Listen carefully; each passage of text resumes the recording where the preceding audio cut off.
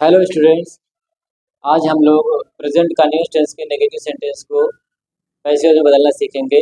How to transform the negative sentence of present continuous tense into passive voice. तो सबसे पहले हम लोग रूल्स लिखेंगे। We will write the rule first. Now all of you write the heading, then we will write the rules.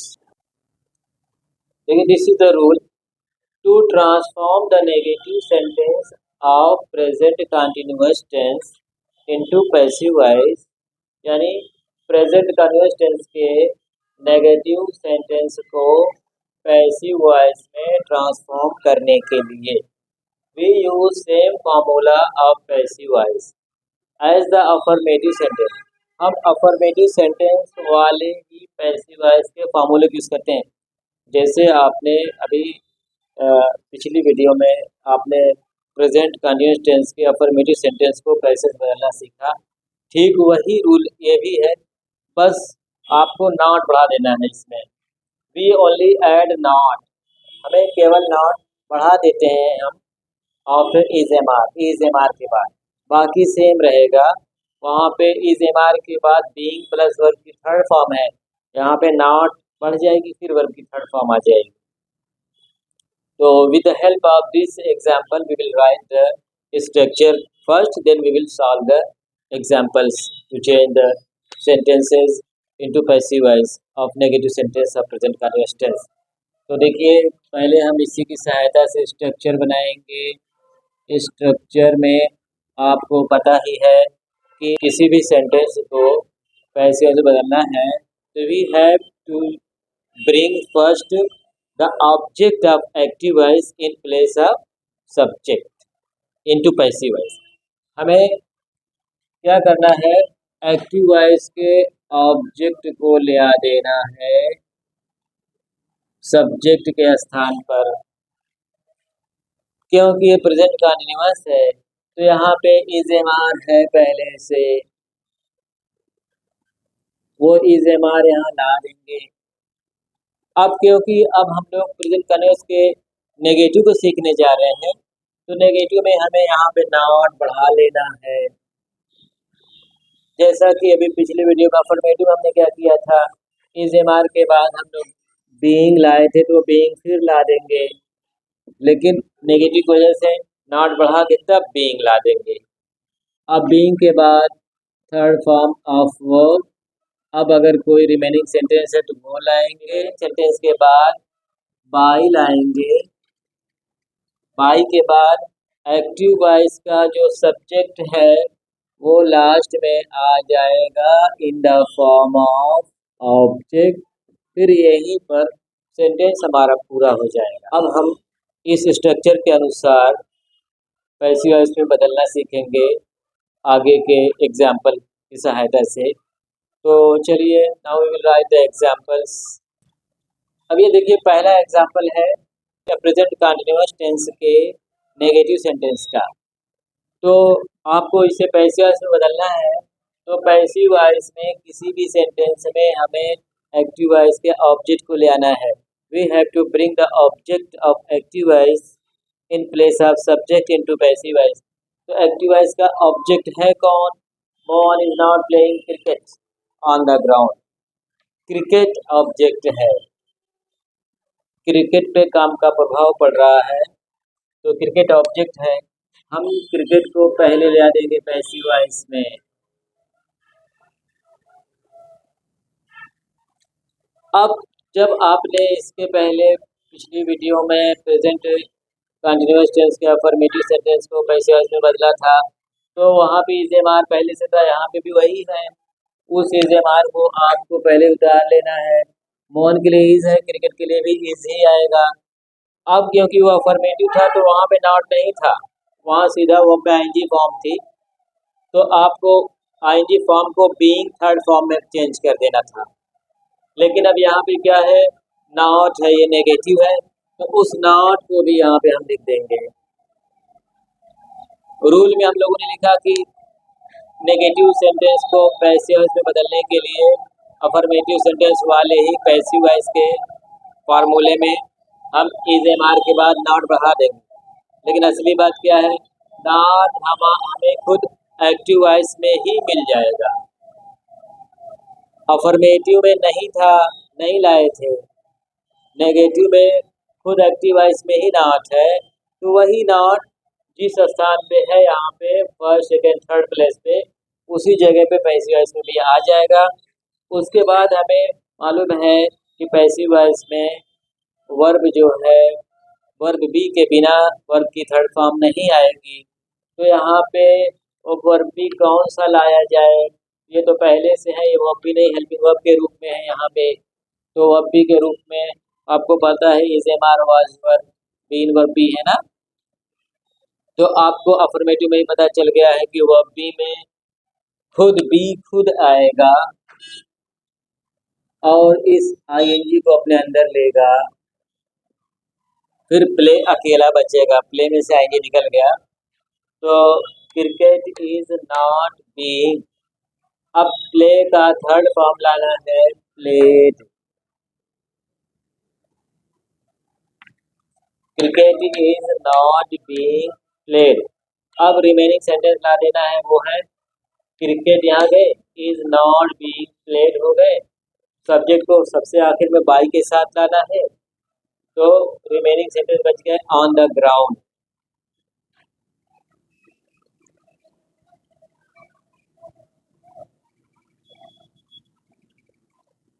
अब by के साथ active voice का जो सब्जेक्ट है वो आ जाएगा ऑब्जेक्ट के फॉर्म में। Mohan is not playing cricket on the ground. Mohan मैदान में क्रिकेट नहीं खेल रहा है ना। अब पैसे क्या है, cricket is not being played, cricket नहीं खेला जा रहा है। ऑन द ग्राउंड मैदान में, बाय मोहन मोहन के द्वारा। Mohan is not playing cricket on the ground, Mohan मैदान में क्रिकेट नहीं खेल रहा है। Cricket is not being played on the ground by Mohan, Mohan के द्वारा मैदान में क्रिकेट नहीं खेला जा रहा है। Now we will write the second example. अब ये देखिए दूसरा एग्जाम्पल है, she is not helping me. वह मेरी सहायता नहीं कर रही है। हमें इसे बदलना है पैसिव वॉइस में, तो आप बड़ी आसानी से समझ गए होंगे कि how to change this sentence into passive voice. तो first of all we have to bring the object of active voice in place of subject. तो हमें एक्टिव वॉइस के ऑब्जेक्ट को सब्जेक्ट की जगह पे ले आना है।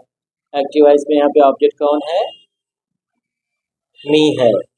मी ऑब्जेक्ट है तो ऑब्जेक्ट वाले फॉर्म में है, और वो आएगा सब्जेक्ट की जगह पे, तो सब्जेक्ट वाले फॉर्म में आ जाएगा। तो बी का सब्जेक्टिव फॉर्म क्या होगा?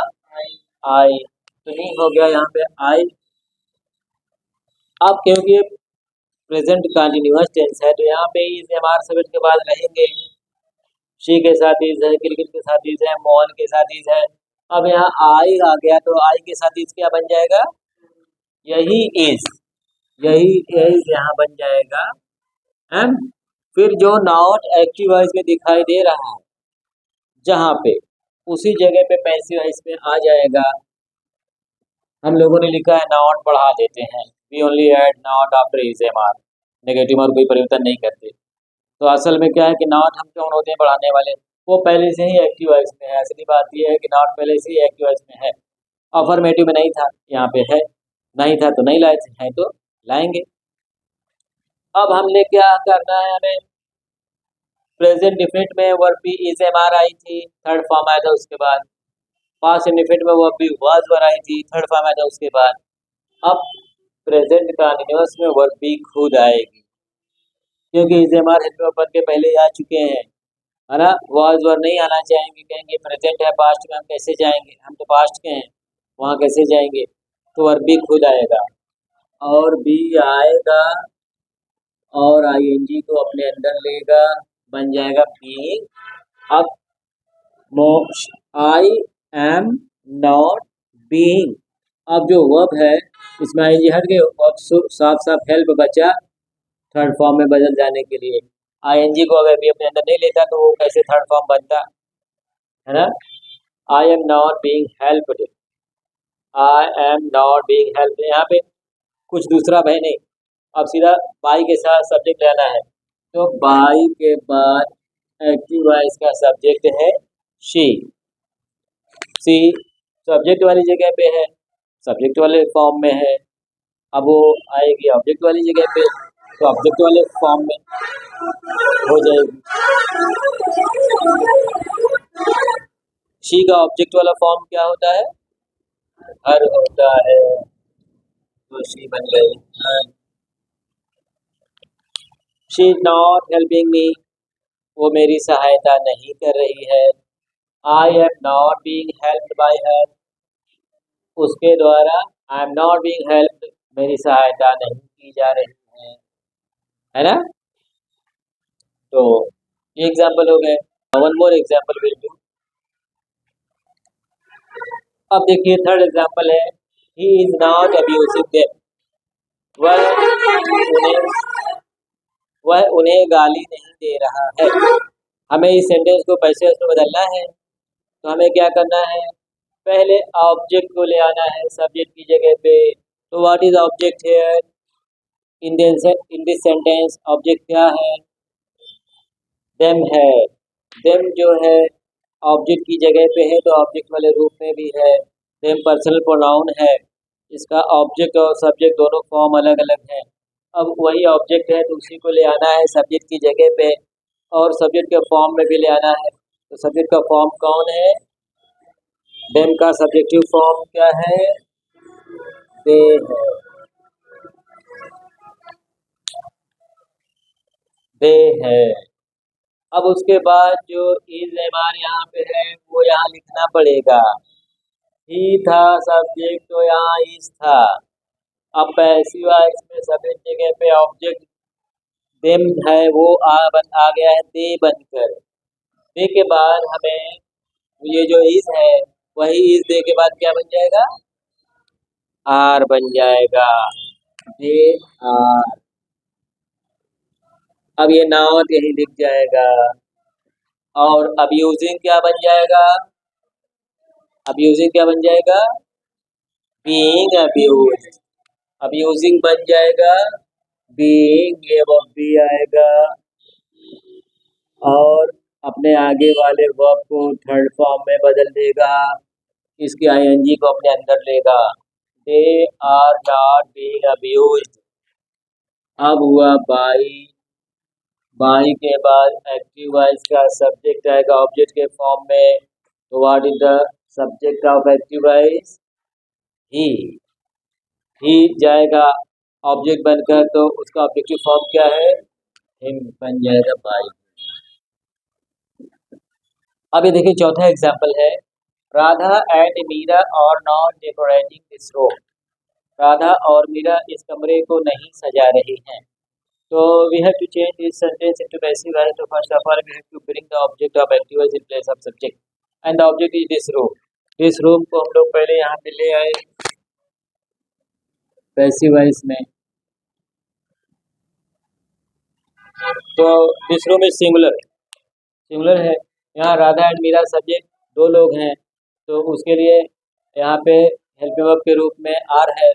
अब पैसिव वॉइस में ऑब्जेक्ट जो था वो सिंगुलर था, वो सब्जेक्ट बन गया है, तो ये आर अब यही ले आना है सब्जेक्ट के बाद।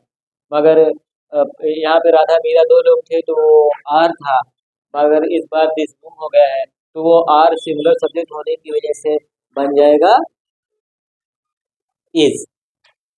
इज बन जाएगा क्योंकि यहाँ तो दो लोग हैं, यहाँ पे कमरा एक ही है, दिस रूम है।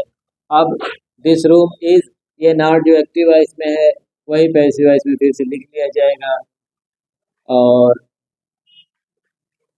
फिर जो डेकोरेटिंग है वर्ब है, उस वर्ब को वर्ब बी के साथ थर्ड फॉर्म में ले आना है, और यहाँ आईएनजी फॉर्म वाले में वर्ब बी के रूप में बी खुद आएगा और आईएनजी को अपने अंदर लेगा, आप लोगों को मालूम है ना। तो डेकोरेटिंग बन जाएगा बीइंग डेकोरेटेड।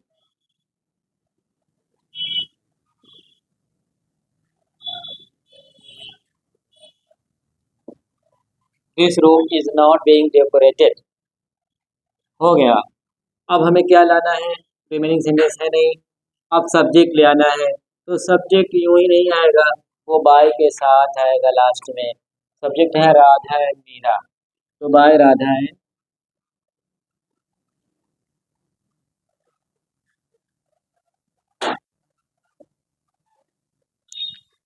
मीरा। अब देखिए, Radha and Meera are not decorating this room. Radha और मीरा यह कमरा नहीं सजा रही हैं। कैसे हो जाएगा? This room is not being decorated by Radha and Meera. Radha और मीरा के द्वारा this room is not being decorated, यह कमरा नहीं सजाया जा रहा है। Okay, now I think all of you have understood well it, and so I request you all to like and share and subscribe my video and comment.